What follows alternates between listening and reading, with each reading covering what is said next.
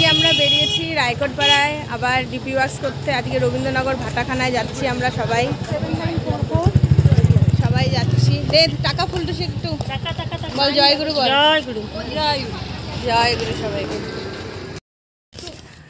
আমাদের সাথে একটা অদ্ভুত লীলা ঘটে চলেছে। আমরা একটা রাস্তা ধরে এগোচ্ছিলাম গন্তব্যে যাওয়ার জন্য, আজকে রবীন্দ্রনগরের দিকে যাব। রাস্তায় দেখি রাস্তা প্রচণ্ড ভাঙা, যাওয়া যাবে না। এবার ওই মানুষটির বাড়িতে কি করে যাব। তারপরে হঠাৎ করে একটা ছেলের সাথে দেখা, সে বলছে দিদি ওই বাড়ি যাবে, এই বাড়ি এদিক দিয়ে না ওই দিক দিয়ে যাও। এবার ওই রাস্তাতে অবধি এসেছি, কিন্তু তারপরে আর রাস্তা খুঁজে পাই না। এই দেখুন রাস্তার অবস্থা কি বিচ্ছিরি, ঠিক আছে, কাদা জলে ঘেরা।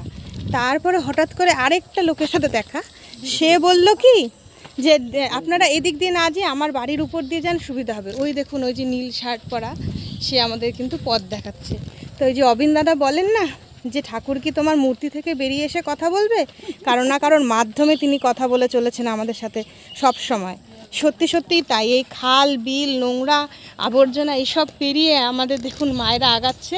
এই যে পিছনে শ্যামল জেঠু রয়েছে, সুস্মিতা আন্টি রয়েছে, সবাই রয়েছে। আমরা চলছি, কিন্তু তার দয়া এগিয়ে চলেছি। এই দেখুন কিরম রাস্তা, এসব পেরিয়ে যাওয়া কোনোদিন ভাবি পর্যন্ত নেই। সব ঠাকুরের দয়া, তার দয়া, তার লীলা চলছে। যে এইরকম রাস্তা দিয়ে আমরা কিরকম রাস্তা দিয়ে চলছি। হ্যাঁ তুমি আসো, সাবধানে এসো জেঠু, জেঠু সাবধান। আমরা ওনার বাড়ির উপর দিয়ে যাচ্ছি, বলো তো নিয়ে যাচ্ছে না। আর এটা কি সাধারণ কথা?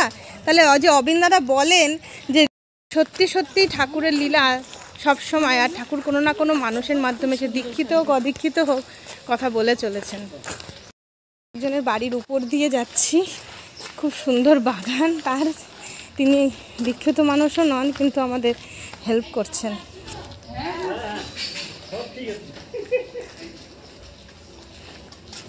এসো এসো।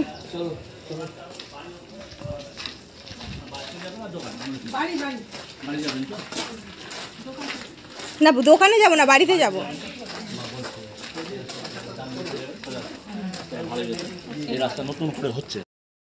সবাইকে একটাই বার্তা দেব, যারা এখনো বাড়িতে বসে আছো, যারা এখনো ডিপি ওয়ার্কস করছো না, তারা ডিপি ওয়ার্কসে বেরো।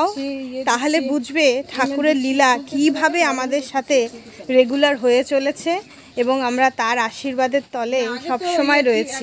তিনি আছেন, তাই আমরা চলতে পারছি।